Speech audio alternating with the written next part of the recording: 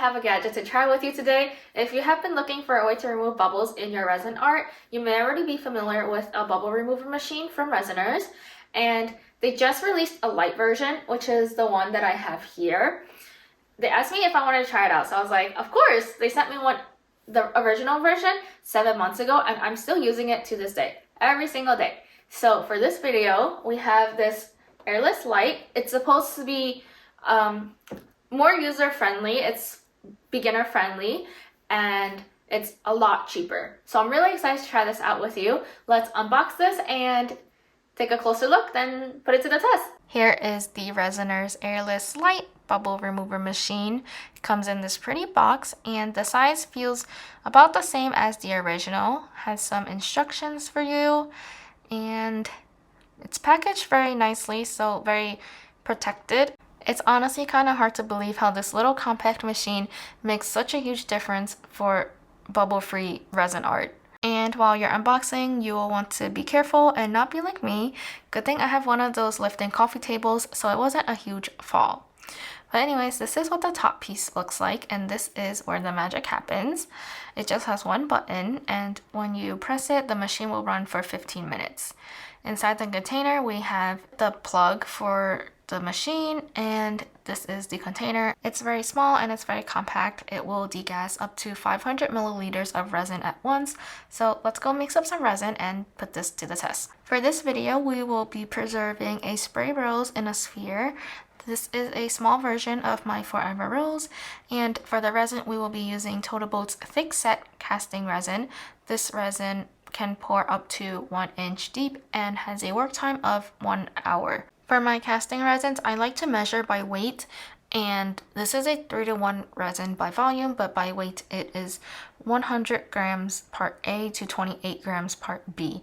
This detail is found in the instructions, and every resin is different, so for your measurements, you should read the instructions that comes with your resin. For this project, I am measuring out 56 grams of the hardener, and then I will add 200 grams of the resin.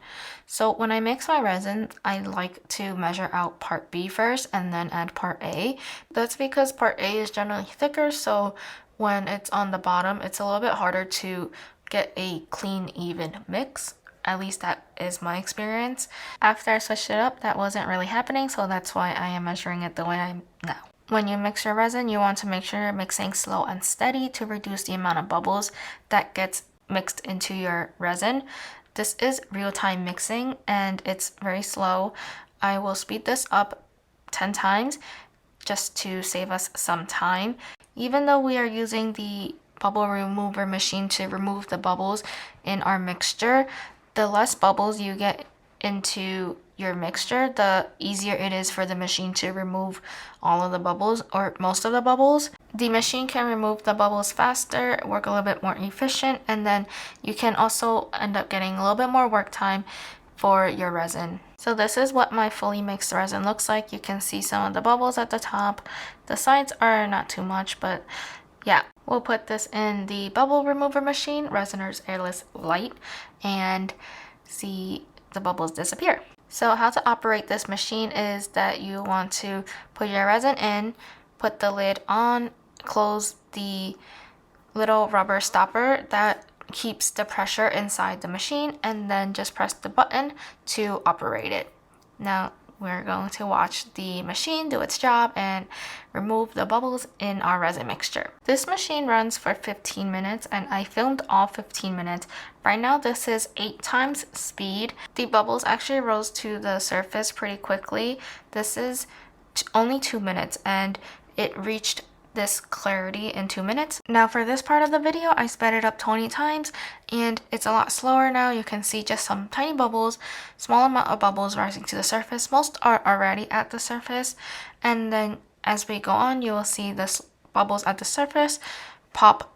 I think at this point I would have just taken my resin out of the machine and used the heat gun to pop the bubbles at the surface, but for the sake of the video, we are going to keep this for the entire 15 minutes. With that said, you don't have to run the machine for 15 minutes. You can stop it anytime you want and take out your resin whenever you think the clarity is good enough for you. To release the pressure in the chamber, you pull the rubber stopper and give it some time for the pressure to fully release, and you will be able to just open the lid.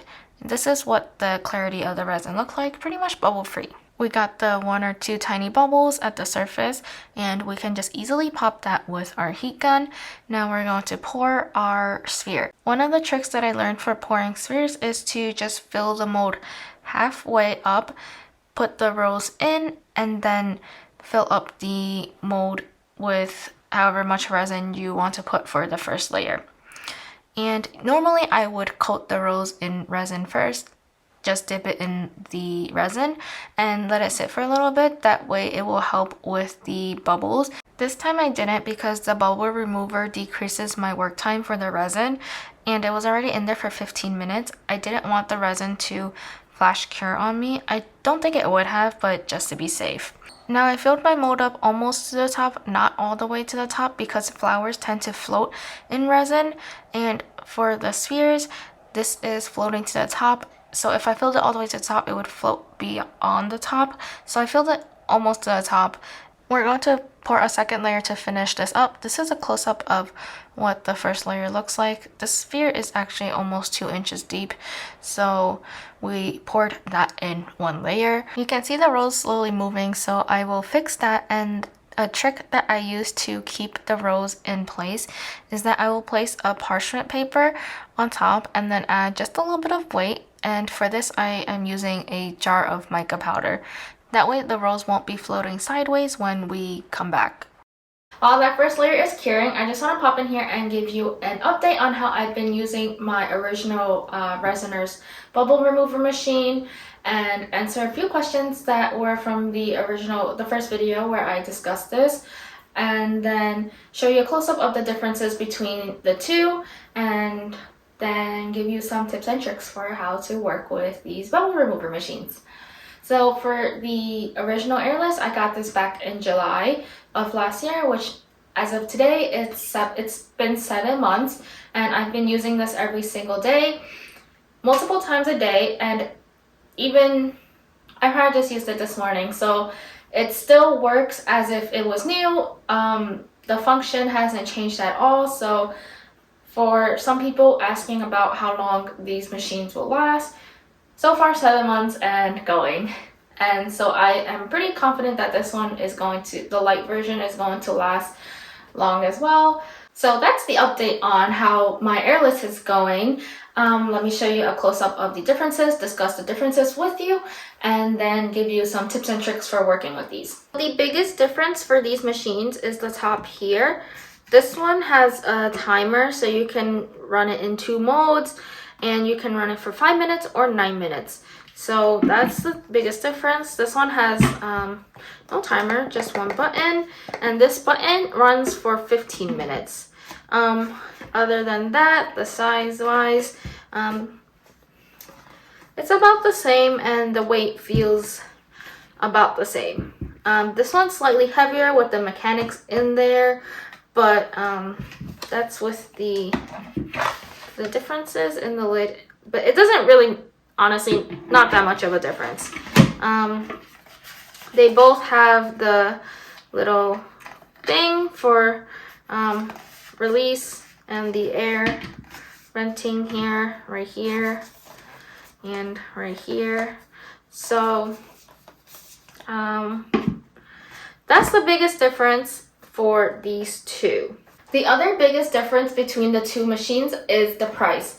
And because they are built differently, the Lite is significantly cheaper than the original Airless. So when I first discussed the Airless, it is still $150 as of today, which is comparable to a vacuum chamber that you can get a little bit larger, so you are able to mix more resin and stuff. One of the pros of this is that it's really small, it's compact, and it's great for small craft spaces. Like for me, I literally have this sitting on a windowsill because I have no space on my table. I can't put another vacuum chamber on my table. So this sits on my windowsill, and it's been doing great all this time. Right now, if you use my coupon code, which I will link in the description, to get the Lite, you can get it for under $90. So that is a huge price difference for literally the timer. And honestly, I don't think the timer is such a huge deal because sometimes I run my resin in here twice because the bubbles didn't rise to the surface the first time. And I'll be honest, I haven't been too friendly with the mixing because of this machine. Like, I know I have this machine that's gonna pull out all the bubbles, so I've been mixing a little bit quick. While we're talking about the time, the biggest thing you need to be mindful of is the work time of your resin. I have a resin that has a 30-minute work time that is compatible with this, but I run it for 9 minutes and I have 7 minutes left to work. So it decreases the work time when you run the resins through this machine. So for both machines, I would recommend something that is at least an hour of a work time. The resin that we used in this video, the Total Bolt Fix Set casting resin, that one has about an hour work time. So once I pull all the bubbles out, I still have time to work. This being 15-minute timer, if it's too long for your resin, you definitely want to keep an eye out on it. But to me, they both honestly function the same way. You can set your own timer and run this for as long as you need. Not all resins are compatible with the vacuuming process of these bubble removing machines. So it's mostly based on the viscosity of your resin. Thicker resins like tabletop resin are not ideal for this. Deep pours will obviously work really well because you have a really long work time and they're also very thin. If you want to try using tabletop resin or some thicker resin in these machines, you can only mix up just a little bit, and it's ideal to use a wider container so that way the bubble doesn't have to travel as tall, I guess, if that makes sense, because the bubbles have to travel to the surface to pop. If you use a wider container, you can speed up the process and shorten the amount of time that the resin spends in the vacuum chamber. That way you can also increase your work time a little bit. I think that's all I have for now for my comments on the bubble remover machine. If you have any questions, let me know in the comments and I will try my best to answer them. And now let's get back to our forever rolls. I'm just bringing this close up so you can see how much I actually filled the mold up in the first layer. It's almost all the way to the top and the little bit of weight from the mica powder held the rolls in place. Now we are just filling the mold all the way up. We are using the same resin, Total Bolt Fix Set casting resin. I already mixed it up and ran it through the airless light like I had shown in the previous part of this video for the first layer. Now we're just going to let this fully cure and be back to demold it. The Fix Set casting resin typically takes 24 hours to harden, so I waited a day before we came back to demold this. If you are following along my tutorial using a different resin, be sure to read the instructions for your resin for the cure time, hardening time, and just how to work with it. Now here is the forever rose outside of the mold. We have a few holes at the top that can easily be patched up, but other than that, you can see that through the sphere, there are no bubbles. Along the sides, there are no bubbles as well, and it's really clean. You don't even see where the two layers meet. So here is a close-up of the rose. These little bubbles are most likely from the extra silica gel that was stuck in the flowers that fell over when we were pouring since it was poured upside down, and you can see that there are no bubbles when you look through there. You can see the leaves very clearly over here. So the machine helped eliminate a lot of the bubbles. The bubbles on the flowers are mostly from the flowers since flowers release bubbles when we're working with it. But yeah, this is the sphere. So that is how we use the Resiners Airless Lite to help us achieve amazing clarity very easily for such deep pour pieces. If you want to try out the Resiners Airless Lite yourself, you can use the discount code in the description to save a little extra money on that. And if you want to try out the resin that I use to make this rose, you can also check out my link in the description. You will also save a little bit on your resin as well. So if you have any questions or comments regarding this, the process for the light, casting the sphere itself, or anything related to the video, let me know in the comments and I will try my best to answer you. That's it for this video. I'll see you next time.